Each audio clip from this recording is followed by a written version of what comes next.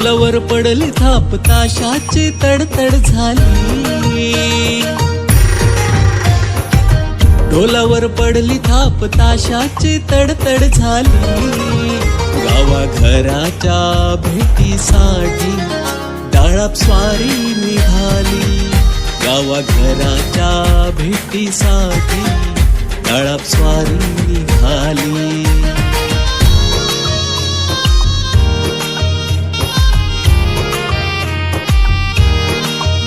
रंग सजले देवांचे माझ्या निशाण अब्दागीर, आरतुरेन फुलांची उधळण पुढे चाले गांगेश्वर। हर हर महादेव गर्जना समंती दुमदुमली।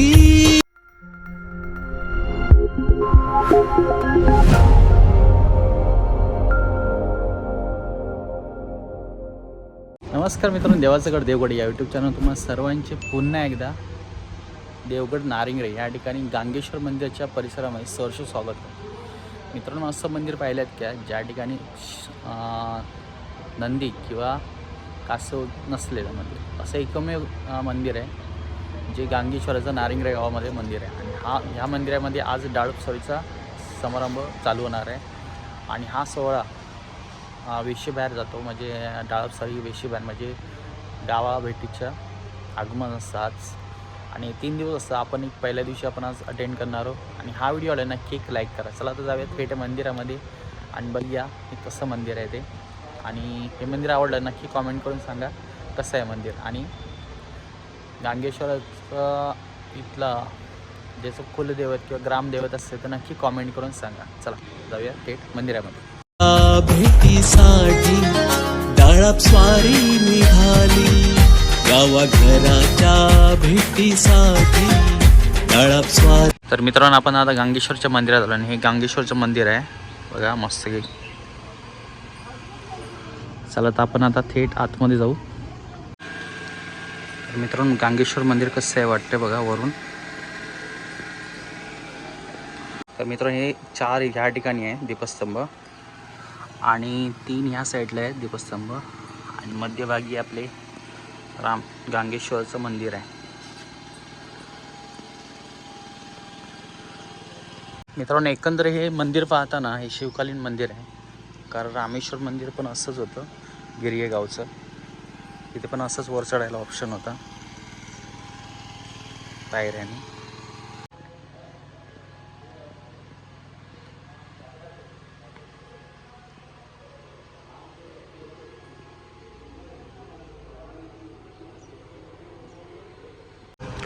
चला तर आपण आज जाऊया आणि आधी देवाचं दर्शन घेऊ, त्यानंतर जे होणारे कार्यक्रम आहेत ते आपण या व्हिडिओच्या माध्यमातून बघूया।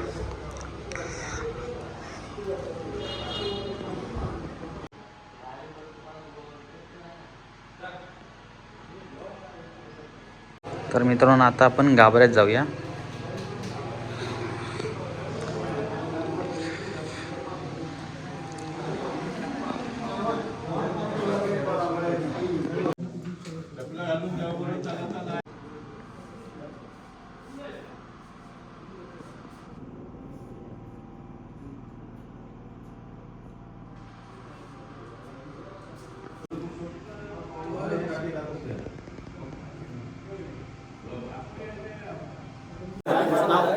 नाव माझं गुरुनाथ भाऊ गाडी। या उत्सवाला मला आता इथे जॉईंट होऊन म्हणजे मेन गावकर मी आहे इथला। मी इथे येऊन जवळजवळ 30-35 वर्ष मला झाली। त्या अगोदर पिढ्यानपिढ्या हे चालूच आहे कार्यक्रम। आचऱ्यापासून आहे चिंदर म्हणा ते गावपळं नसते, म्हणजे गावातल्या लोकांनी बाहेर सगळ्यांनी जायचं। मग इथे आमच्या देवाने असं केलं की देवपळं नव्हते, म्हणजे देव आपल्या मंदिरातून बाहेर पडतो, तो 3ऱ्या दिवशी पुन्हा मंदिरात येतो। मग आता जाणार, आता ही स्वारी बाहेर पडणार। त्या अगोदर सुरुवातीला कार्यक्रम सुरू करायच्या अगोदर एक कौल प्रसाद लावला जातो देवाला, कौल तो आता घेतला। तो झाल्यानंतर आपली कोटी आहे, ती कोटी उघडते, म्हणजे कोटी म्हणजे त्यात दागिने म्हणा किंवा जी मालमत्ता आहे देवस्थानी ती काढली जाते। त्यानंतर आता हे तरंग सजून ते आता पूर्ण घेऊन सोबत देव सोबत रयत म्हणजे गावातले लोक ते घेऊन आम्ही पोवई मंदिरात जाणार. पोवई मंदिरात उत्सवाला म्हणजे वस्तीला असते, म्हणजे रात्र तिथे असते, रात्र काढतात. मग दुसऱ्या दिवशी उद्या गिरावळ देवी म्हणून आहे, तिकडे गिरावळ म्हणून आहे एरिया, तिथे जाणार. तिथून उद्या जेवण करून ते ह्याला येणार, इकडे गावडा आंबा म्हणून आहे, मळ्यात आहे. मळ्यात ते लोक तिथले लोक प्रॉपर तेवढीतले मंडप घालतात. तिथे देव वस्तीला असतो, डाळपसरीमधलं तिथे देव वस्तीला असतो. तिथे मग वस्तीला राहून रात्री कार्यक्रम असतात, काय असतात. ते झाल्यानंतर उद्या देव तिथून तिकडे आयतन म्हणून आहे, म्हणजे पूर्ण राय आहे, जंगल आहे, मोठी मोठी झाडं आहेत. तिथे देव जातो. तिथे दुपारचं जेवण असतं. पुन्हा ही जी लोकांची पडस्थळे असतात, म्हणजे कोणाच्या व्यथा असतात, काय असतात, त्या तिथे घेतल्या जातात देवासमोर गारांनी. ती होऊन तिथून देव इकडे येतो भावई मंदिरात. तिथे थोडा वेळ थांबून तिथे लोकांची गाराणी असतात, पडस्थळे असतात, ते सगळंच करून मग पुन्हा इथे येतो. मग डाळपसरीचा कार्यक्रम पूर्ण होतो.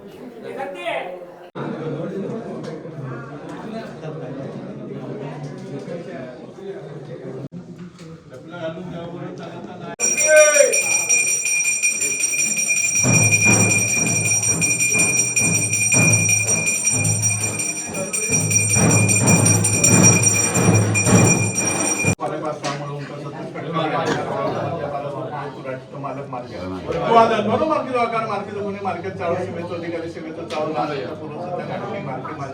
तू आज भाऊ नवना नाटिकांच्या डाळसवाडीचा वार्षिक सॉरी बाहेर पडला काळात जाणार पूर्णपणे यावेळी तू आज गादीच्या मालकांसमोर घेऊचे. तू आज राज्य होता जा काय पुढे आठ येणारा कारणाचा भाई तुझ्या पायाखाली गाडणे करून त्यानंतर बाबा स्वारीचा मार्ग मोकळ कर. पाचही स्थळात स्वारीत जाणार बाबा, पाचही स्थळांची समज देऊन त्यांच्या राज्य करून रीतीप्रमाणे वार्षिक करणार. पूर्णपणे त्या हसत खेळत आनंदात मान्य करून घेऊ तुला बाबा. इकडे गेलेली काय बायली उचलली लेकर असत, वार्षिक करणार गावाघरातले लेकर असत, असले तुझे दसरोज मानकरी असत. कोणा काही काढिकेस बरं ना स्वतः लोहे कोणाला असता खायची गोष्ट आढळता कामाने, खायची गोष्ट कमी पडता कामाने. अशी पूर्णपणे रीत बांधत तुझा वार्षिकाचा हसत खेळत अंदाज पार पाडून घेत आणि तुझी खात्री पटवतच. खात्री पटवणार तू बाय माझ्याविषयी राजे जे काय तुझ्या मार्गात येणारे बाबा ठिकाणबंदी असत, त्या ठिकाणबंदीची समज ठिकाणबंदी का समज घेऊ तुला, वाट मार्गाची समाधी वाट मार्गांका समज घेऊ तुला. पूर्णपणे बाबा ते त्यांना खबरदारीकडे उभे करून घेतात. जा काय भाईला भुतूला जा काय कारण ते आडवे येणार असतात त्या त्यांच्या ताब्यात येऊन त्यांच्या पायाखाली घालून गाळण करून मार्ग मोकळं करून तुझा वार्षिकाचा पार पाडून घेतच. खात्री पटवतच. खात्री पटवण्यात तू बाय माझ्याविषयी राजे फटकुरो महाराजा समज समज की राठी मारायच्या पुढे सुरुवात लागणार असत. यावेळेस जा काय कारण आड येणार असा तुझ्या फटकुऱ्याच्या ताब्यात येते. तुझ्या पायाखाली घालतात गाळण कर, राठ मर्याद मोकळे कर, मार्ग मोकळ कर. पाची थळात बाबा तुझ्यात मोकळे कर, असली तत्वात बाबा मोकळे कर. त्यात पण बाबा तुका समज देते. तू आज समज घेतली काय कलमदारी आड चालता, राटाच्या आड येतात, तत्वांच्या आड येतात. तू आज फटकुरान समज पूर्ण घेऊन ती कलमदारी तुझ्या ताब्यात घे. हय तुझ्या पायाखाली ती आज राबाच्या राबात बसवती का पूर्णपणे बाजूक कर. तुका तू इथे आज कलमदारी तू आज आटकून ठेव आणि बाबा तुझं राट मर्यादात मोकळ करून तुझी आज खात्री पटव माझ्याविषयी राजी हो. त्याचप्रमाणे बाबा तू आज मार्केट वाकर दांडेकर तू आज बाबा राठी मारायची तू आज पुढे लागणार असत. तुझा वार्षिका गावा घराचा गाजावा तुझा वार्षिका डाळा जा कारण काही बाबा वर्षिकाच्या आड येणार असं जाई तुझ्या पायाखाली घालून आज जा काय बाबा तू आज राठी मारायचं जरी काय आड येणार असं तर तिने समजून त्या घरात करून त्या बसव आणि बाबा असलो तुझी राठ मर्याद पूर्णपणे मोकळी कर.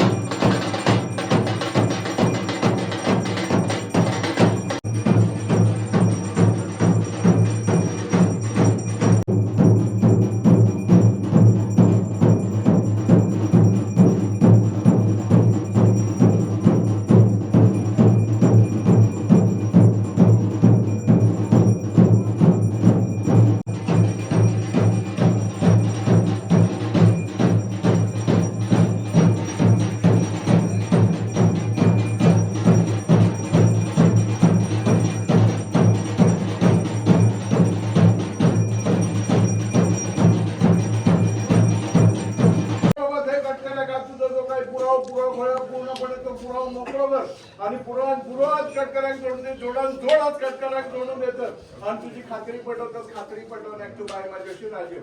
त्याचप्रमाणे तू आज राऊत तळ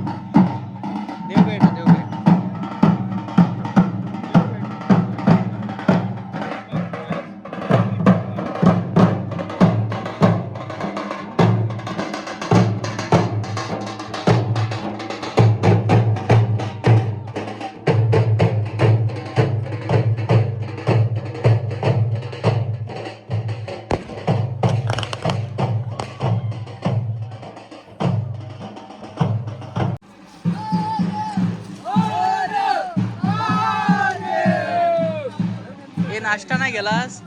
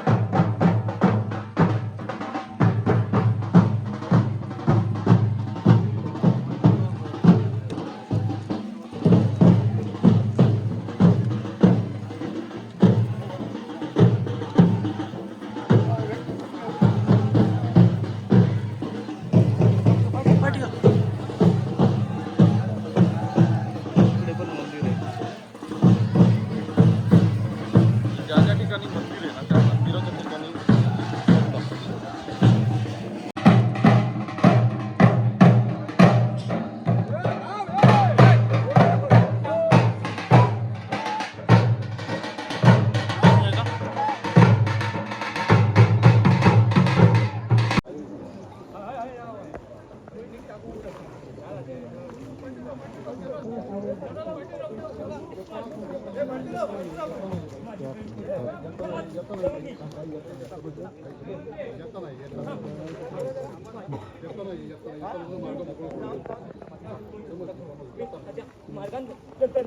मुली चिंता करू नको.